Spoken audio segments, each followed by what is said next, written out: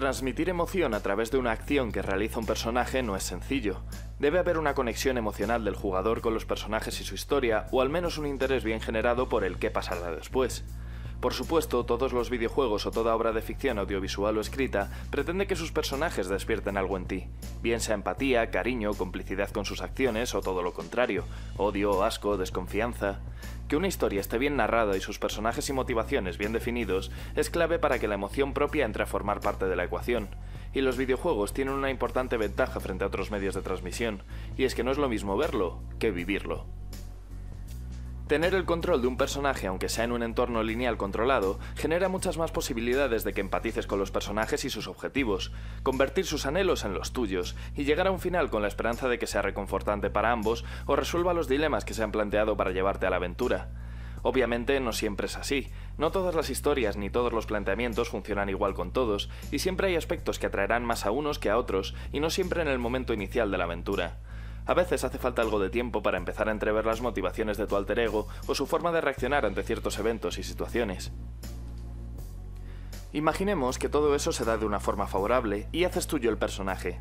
¿Quieres ver los momentos más climáticos del título o quieres ser parte de ellos? Me explico, no estoy para nada en contra de las cinemáticas en momentos puntuales o para hacer avanzar la trama o poner el punto y final a tu camino junto al personaje. Siempre es necesario un pequeño descanso para tomar aire después de una situación tensa o un enfrentamiento largo. Pero mi planteamiento va enfocado al cómo, y para ello me gustaría poner algunos ejemplos. Habrá spoilers en algún momento, cuando estos vayan a ocurrir añadiré un mensaje en pantalla, así que si no habéis jugado alguno de los videojuegos que nombro y tenéis planeado hacerlo, es preferible que saltéis esos fragmentos. Hay una evolución notable de estas formas de transmisión a través de los años, haciendo que el jugador pase de elemento pasivo en esos momentos a elemento activo o parcialmente activo. Uno de esos momentos, además de ser uno de los que más me llaman la atención, es coger de la mano a la princesa en Ico. Un pequeño acto en el que simplemente debes mantener apretado un botón del mando logra transmitir la preocupación del protagonista por su acompañante, y aunque debes entrar en el rol para que este elemento funcione y no sea simplemente una dificultad añadida, resulta bastante acertado para generar una conexión emocional y dar más peso a este personaje, además de transmitirnos la indefensión del mismo, que pese a tener habilidades especiales se ve superado por la situación. Es una situación que favorece el crear un lazo afectivo y resta sensación de soledad ante la magnitud de los escenarios. Podríamos hablar de Silent Hill 2 o de cualquier otro juego con diferentes finales que dependen de las acciones del jugador. Aunque en este videojuego podemos no tener claro a qué final llegaremos, es cierto que las acciones que realicemos en cuanto al peso que le demos a estar pendientes de María en el recorrido y algunos otros puntos clave nos llevarán a un desenlace acorde a nuestros actos y, por supuesto, a entender toda la trama circunstancial que rodea la aventura, llegando a ser una redención para James, la asunción de la pérdida o la negación ante la misma. Este videojuego tiene tantos matices que es complicado abarcarlos todos, pero cada pequeña parte es una pieza importante a la hora de formar un todo, que aunque cerrado, da importancia al comportamiento del jugador ante ciertos eventos del juego. Telltale Games son auténticos maestros en esto de forjar relaciones con los personajes con los que tenemos contacto. Pese a tener acciones predefinidas que no van a cambiar los puntos clave de la historia, sí que la relación que tenemos con uno o varios personajes va a cambiar según el trato que les demos. Ya sean aventuras como las temporadas de The Walking Dead o The Wolf Among Us, entre otros, ese interés en las relaciones humanas está presente en cada uno de sus proyectos, lo que implica una fuerte conexión emocional con el protagonista y su entorno, al hacer nuestro el personaje llevándolo por el camino que en ese sentido consideremos correcto. Aunque no es algo exclusivo de las aventuras de Telltale, ya que la mayoría de aventuras gráficas dan un gran peso a los diálogos, el tratamiento humano por su parte es excepcional y facilita enormemente crear vínculos o deshacerlos con nuestro entorno para adentrarnos aún más de lleno en las historias que nos proponen. Y si volvemos de nuevo un poco atrás en el tiempo, sería bueno recordar los primeros compases del videojuego de Darkness, que aunque de forma muy básica y a nuestra elección, podemos sentarnos a ver la televisión con nuestra novia o seguir con la trama central del videojuego. Es algo simple y está lejos de ser perfecto, ya que aunque puedes observar los trazos de una relación bonita, se hace complicado forjar el vínculo en tan poco tiempo. Aún así es un intento más que interesante porque el personaje no sea una mera excusa en la trama, sino una parte importante de la vida del protagonista. Ya que después ese personaje muere, si la conexión emocional ha funcionado y has decidido pasar tiempo con ella, sentirás rabia y dolor al saber de su muerte. Si no lo has hecho es posible que sientas algo de culpa, tal y como la sentiría el personaje por no haber pasado casi sus últimos momentos a su lado. Crear un momento emocional complejo no es nada fácil, pero hay un videojuego muy querido cuyo momento final ha quedado en la memoria de todos nosotros. Se trata de Metal Gear Solid 3, Snake Eater. Durante todo el videojuego se nos ha hablado y hemos podido sentir la conexión emocional de Snake con su mentora, The Boss, pese a estar planteada como una villana ambigua que simplemente hace lo que cree más correcto en contraposición a lo que Snake considera una traición.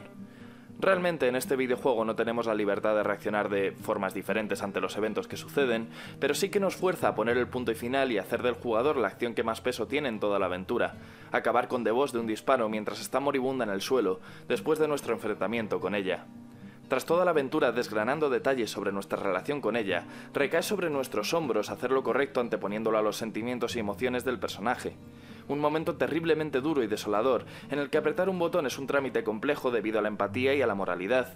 Es brillante, atrevido y adelantado a su época en cuanto a implicaciones se refiere.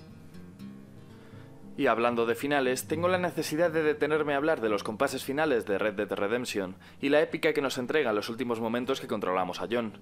Después de creer que todo ha terminado y reunirnos con nuestra familia con la que pasamos estos últimos momentos a base de misiones sencillas y algo de tranquilidad, por desgracia la misma que precede a la tormenta, cuando vienen a buscarnos y entramos en el modo Death Eye, comenzamos a disparar intentando retrasar el inevitable final del personaje que hemos manejado durante toda la aventura, sus últimos disparos a sabiendas de que no hay salvación, pero con la inevitable necesidad de morir luchando.